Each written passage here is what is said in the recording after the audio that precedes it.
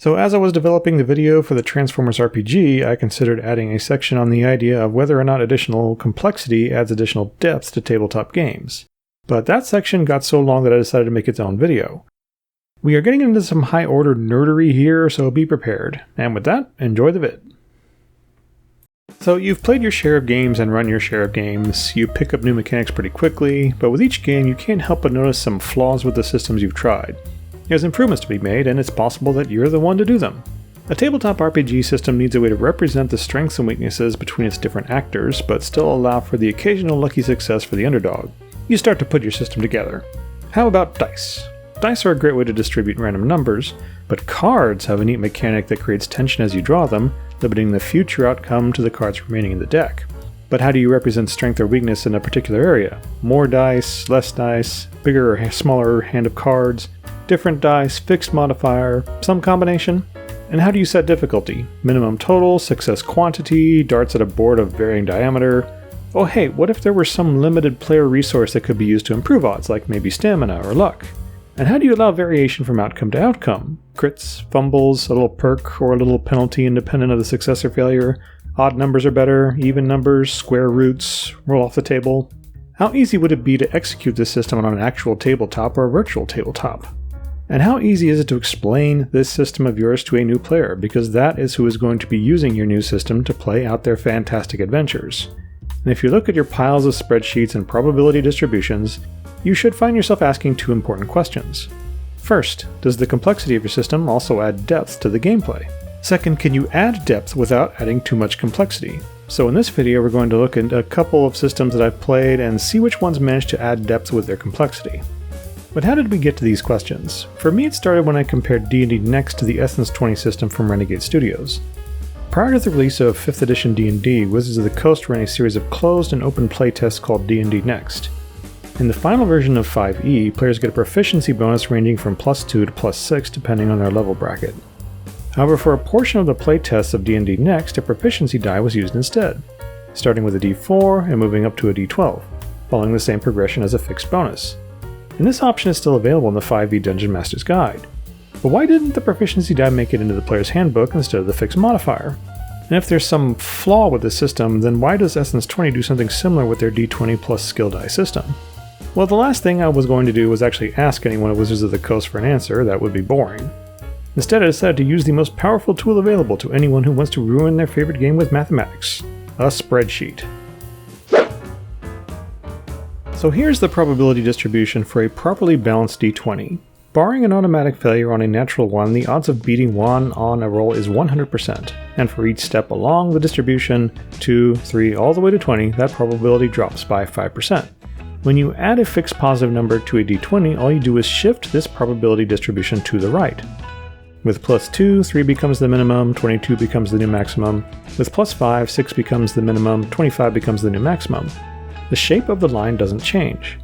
But instead of a fixed modifier, let's add another die to the d20.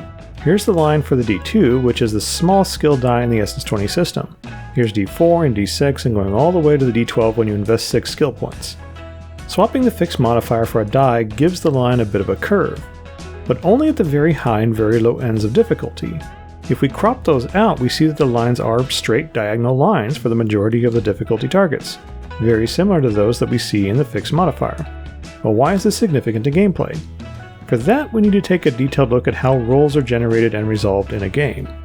So when you make a test with dice in a tabletop RPG, the process breaks down like this. 1. The GM establishes the type of roll and the difficulty along with any circumstantial adjustments. 2. The player declares the use of any talents, feats, or other character resources that might make their own adjustments to the roll. 3. The dice are rolled, and the agreed upon modifiers are applied to the result.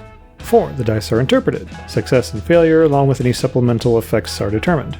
The proficiency die of D&D Next comes into play in step 3. The roll goes like this: d20 plus proficiency die plus ability score bonus.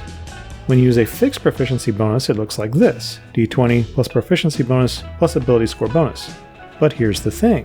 When you write out your character sheet in D&D, it lets you do all the proficiency plus ability math up front when you make your character or when you level up, giving you a fixed number for each skill and attack to apply to the d20.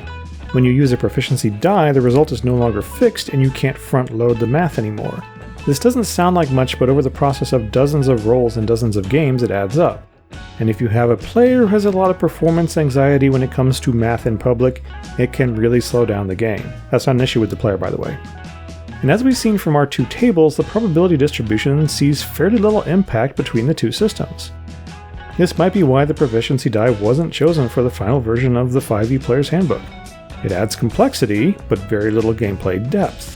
But what are we calling gameplay depth? Gameplay depth gives the gaming group a way to convert the narrative circumstances of the current roleplay scenario into gameplay mechanics, and then convert the result of those mechanics into the outcome of that roleplay scenario to move the narrative forward. Low gameplay depth doesn't mean a game is bad. Low gameplay depth is usually very streamlined. Let me give you an example. First edition MechWarrior from FASA. The role resolution process looks like this. The GM picks a base target number, usually between 4 and 10.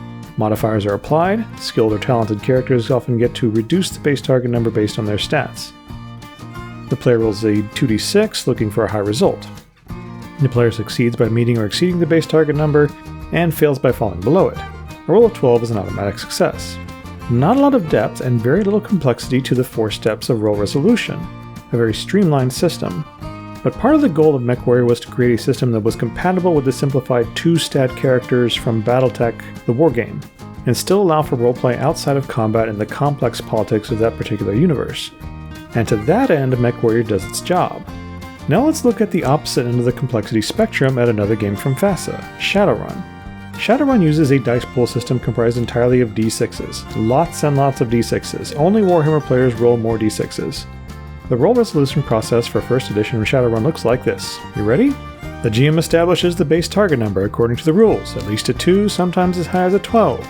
Various circumstance modifiers can increase or decrease this target number. The player gathers their dice pool of d6s, although this pool can also increase or decrease under certain circumstances. The player rolls the dice. Any individual die that falls below the target numbers are failures. Any that meet or exceed the target are successes. But how do you roll above a 6 with those really high target numbers? Well, if you roll a 6 on any of your dice, you roll them again and add the new roll to the 6, and you can roll again if you roll a double 6. If the dice are all failures, the check fails. If there's at least one success, the check succeeds. If there's more than one success, the additional successes improve the result.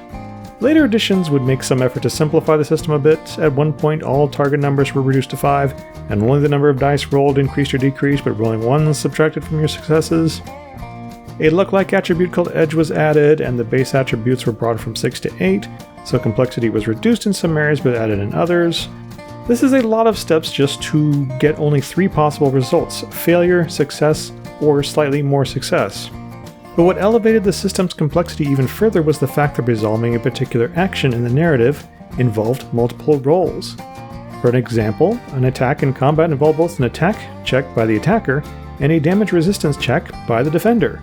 Casting a spell involved a magic check and a drain resistance check.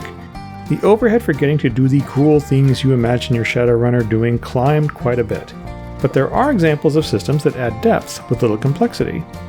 A system I've tried recently that does a good job of creating depth with relatively little mechanical complexity is the Marvel 616 system used with their multiverse role-playing game. I do have a video planned for a proper trying out review further down the line, but here's a look at how their system works for now. The GM establishes the target number associated with the action of choice. They also assign trouble to the roll, but we'll get to those in a second. The player establishes if they get any edges with the roll, and again, those are resolved later. The player then rolls 3d6, one of which is different from the other 3, and adds the total with their appropriate characteristic bonus. They then balance up their edges and troubles. Any surplus edges let the player re-roll any of the dice of their choice. Any surplus troubles force the player to re-roll a high die. Since the 2 offset each other, only one effect of the 2 will ever need to be resolved. The player then compares their total with the target, and as usual, meeting or exceeding the target is a success, falling below the target is a failure. But here's the fun bit. If that one die that is different from the others is a 1, it counts as a 6 and becomes a fantastic success or a fantastic failure. These might allow the player to enable different special effects associated with their powers or deal critical damage. And if you get a 6-1-6 with the 1 from that special die, you get an ultimate fantastic success, which cancels out any remaining trouble that could apply to the dice. So you get 2 very simple ways to influence the roll and 4 possible outcomes with clearly defined effects based on the power. Now, I haven't gotten to try Daggerheart yet, but I've also heard good things about its 2d12 system, with 1 dark and 1 light die offering a good range of narrative outcomes as well. Now, you've heard me talk plenty about the Star Wars narrative dice system in other videos, but I find it to be a good example of a system that is both complex and deep. As the GM, I really only establish 3 things. First, I pick the difficulty of 1 through 5, very simple. These establish the difficulty baseline of purple D8 dice. I then establish if there is an elevated risk to the check. If so, I upgrade one of the dice to a red challenge die. Upgrade, not add. Then I establish if the circumstances are suboptimal, like low lighting or lack of proper tools. These add setback dice. The player rounds up all these dice and rolls them right alongside the dice that are formed from their stats. We offset the associated symbols, add everything up, and establish the result from what remains. Every roll in the narrative dice systems could be success or failure, and it could have advantage, threat, or neither, and it could have triumph, despair, both, or neither. So in any roll on Star Wars, there are 24 possible outcomes with variation in narrative value with each outcome. This gives you a lot of detail to draw from to direct the next step in the narration beyond just success or failure. It sounds complex, but as players use their skills, they get a quick impression of how they can spend their advantage and triumph, and even enjoy anticipating being able to apply those bonus effects. With these in mind, consider what you are asking your players and GM to do when they make a check in your new system or homebrew adjustments to an established system. Does it increase the overhead to one of the 4 parts of the check? Does the system give the GM a way to draw narration from the scene into the mechanics of the check? 5e has the very simple advantage and disadvantage system to alter the curve of probability in optimal and suboptimal circumstances. Does the system give the player a way to provide characterization to their effort, like the use of a limited resource or special talent and feats with narrative descriptions? Players get a shared destiny pool in Star Wars or have fate in Dark Heresy. Are you just asking the player and GM to make the check in a different way or make multiple checks to resolve one effort? How much math can the players do up front so they don't have to repeat the process with every roll? Is the rolling process fun? Exploding crits lend a lot of fun to totaling damage. Does the additional effort put into the roll give the outcome enough detail to translate into narrative variation in the resolution? Crit on a 20 and fumble on a 1 requires no additional effort to the roll itself, but adds 2 additional narrative outcomes and adds tension as the players hope for the best and fear the worst. How easy would it be to implement this system in a virtual tabletop environment? Online play has grown. The fewer custom components and processes you involve in your system, the easier it is to execute in software like Tabletop Simulator, Foundry VTT, Roll20, or Fantasy Grounds. Lastly, and probably most importantly, how hard is your system to teach? If you're pulling gameplay mechanics from Mancala, deck building, worker placement, and area control, you have to consider that your core rulebook might have to teach all of those mechanics to someone who has only played D&D or possibly no RPGs at all. There's always new RPG systems and homebrew variations coming out. Sometimes they're made to take advantage of an emerging property or trend, sometimes the established system isn't the best suited for the lore of a new setting, sometimes there's a conspicuous gap in the market, sometimes the leaders in the field stumble and suddenly make a new market for people who want to move away from the established system. Have you ever taken a shot at making a new system or homebrew adjustments to an established one? Let me know in the comments, and happy gaming, but until next video, it's lights out in the basement.